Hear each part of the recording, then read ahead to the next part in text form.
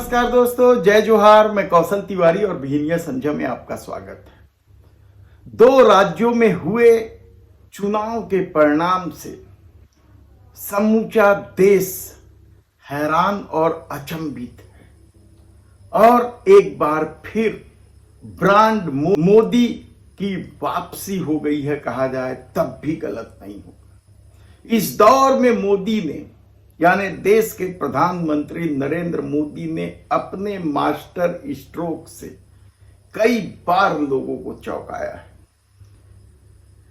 कांग्रेस हरियाणा में बुरी तरीके से हार गई। कांग्रेस की शिकायतों को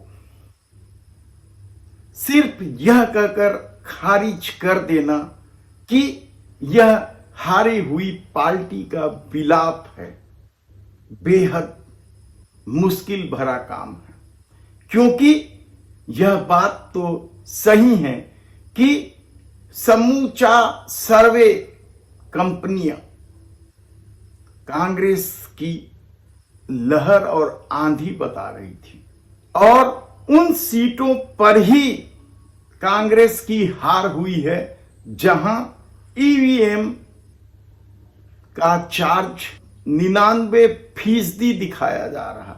ऐसे में कांग्रेस के इन शिकायतों को भले ही आप खारिज कर दें, लेकिन यह सच भी है कि इस दौर में यानी जब से देश के प्रधानमंत्री नरेंद्र मोदी सत्ता में आए हैं तब से लगातार पढ़े लिखे टेक्निकल लोगों की कहीं नहीं चल रही है। उससे पहले यानी आप 2014 के पहले या 2014 के चुनाव तक भी देख लें तो शायद ही ऐसा मौका आता रहा होगा जब सर्वे टीमों का आकलन गलत होता होगा। उससे पहले तमाम सर्वे रिपोर्ट जो कहते थे उसी के अनुरूप 5-10% ऊपर नीचे परिणाम आते थे, लेकिन 2014 के बाद जो परिस्थितियां बदली हैं या यूं कहें कि मोदी शाह की रणनीति ने जो खेल खेला है उसमें इन तमाम सर्वे कंपनियों की तमाम पढ़ाइयां 2014 के बाद से मोदी शाह ने जो खेल खेला है उसके बाद इन टेक्निकल और पढ़े लिखे होशियार लोगों की बोलती बंद है।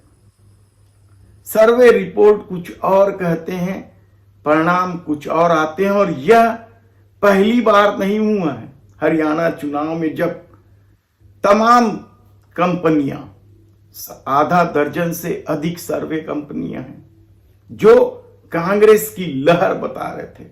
कोई भी सर्वे कंपनियां कांग्रेस को 50 सीट से कम देने को तैयार नहीं थी, लेकिन वह 37 में सिमट गई, यानी 40% लगभग अंतर रहा।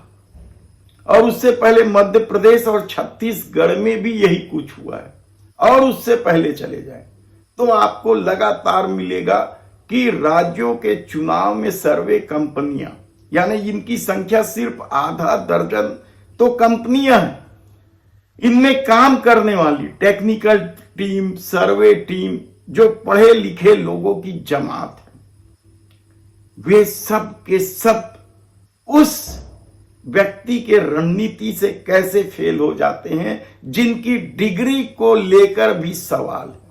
यानी जिनके डिग्री को लेकर सवाल है वह पास होता जा रहा है, उसकी रणनीति सफल होते जा रही है, और जो तमाम डिग्रीधारी हैं, पढ़े लिखे हैं, उनकी रणनीति फेल हो रही है ना। आश्चर्य का विषय। इस संबंध में सर्वे टीम को भी सोचना होगा कि एक डिग्री को लेकर विवाद वाले व्यक्ति की रणनीति के आगे तमाम डिग्रीधारी लोग क्यों फेल हो रहे हैं। यह बड़ा गंभीर सवाल है।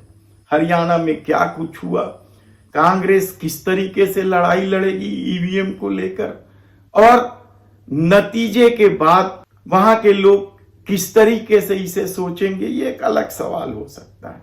लेकिन यह बात तो तय है कि जिसकी डिग्री को लेकर विवाद है, उसके सामने अच्छे अच्छे पढ़े लिखे होशियार डिग्रीधारियों के सर्वे फेल हो चुके हैं। धन्यवाद।